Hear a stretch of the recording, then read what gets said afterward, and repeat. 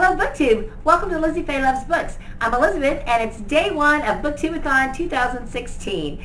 Now I don't know how much I'm going to get read this week because I have company in town, but they've all gone to the beach for the day at Cape Canaveral, so I decided to stay home and catch up on a few videos and a little bit of housework, and because I'm home I thought I may as well go ahead and do the day one challenge. I'm not sure if I'll get to do it the next couple of days because of the activities that I'm doing with my family, but we'll just take it a day at a time.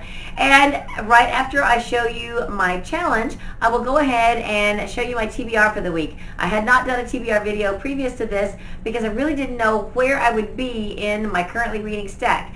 And so now that Booktubeathon is here, I can tell you with some accuracy what I plan to read for this week. So I just filmed my Domino video just a few minutes ago, so I'm going to put it in right here, and then I will come right back and quickly show you my TBR for the week. So I decided to keep it simple and just make it E for Elizabeth, so let's see if this works. Almost.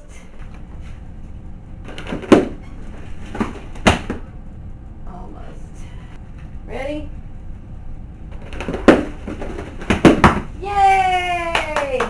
Okay, so for a book with yellow on the cover, I don't know if you can see it because this copy is very old and faded, but it does have some yellow and green highlights, and the interesting thing is that inside each of the illustrations is highlighted in yellow. So I picked this book for the first challenge and also for the challenge to read a book that is older than me. This actual book was published in 1946, which is 18 years older than me. I thought it would be fun to actually pick an old book rather than pick a new edition of an older book that was published before I was born. I wanted to actually read an old book. So here it is. This is Alice's Adventures in Wonderland, and it's also a bind up with Through the Looking Glass. More than likely I will just read Alice's Adventures in Wonderland for Booktubeathon, but I do have them both here if I want to continue reading. So for the challenge to read a book after sunset, I noticed that most people are picking very short books. So I looked at my shelves and I found just about the shortest book I own. This is a nonfiction book called On Your Marks by Richard Armour, and it is a book about punctuation. It has a pretty good variety of punctuation marks featured, and it tells their uses and how they're used and what they're for and everything. So I just thought it would be very interesting, and so that will meet the second challenge. And for a book I learned about on BookTube, I am reading right now The Girl on the Train by Paula Hawkins. This is my book club book. Book club will meet on Thursday of this week, and I am about a third of the way done with this already, but I'm pretty sure that the first I ever heard of this book was on BookTube. So I am counting this for that challenge since I need to read this week anyway. I have it on audio from the library. Someone gave me this ARC so I can follow along in print because it does jump around a little bit and has more than one perspective, and so it's helpful to have the paper copy as well. But I'm probably going to be hitting this one pretty hard today because we have some activities coming up with my family in the next 2 days, and then book club is Thursday. So I plan to get a lot read of this today.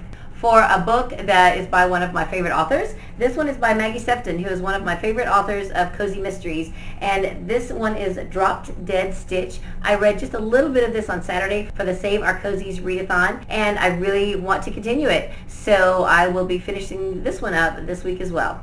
And I'm doing a very poor job of following along with the Pants Along Read Along. I didn't get started on this one until the second week of July because I spent the first week of July doing the S'mores and Mayhem readathon with a cost. So I thought for sure, though, that I would finish The Sisterhood of the Traveling Pants by Ann Brashares before Booktubeathon started.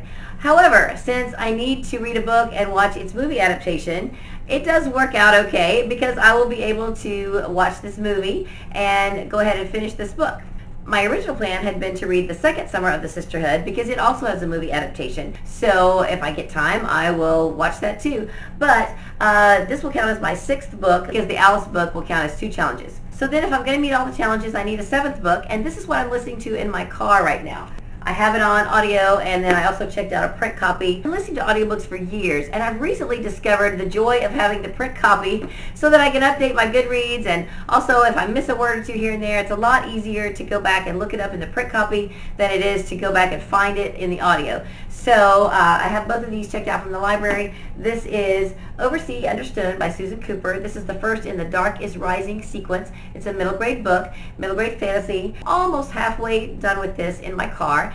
And since I'm not in my car a lot during the summer anyway, hopefully it'll work out where I will be finishing it up by the end of Booktubeathon. So this will be my 7th book.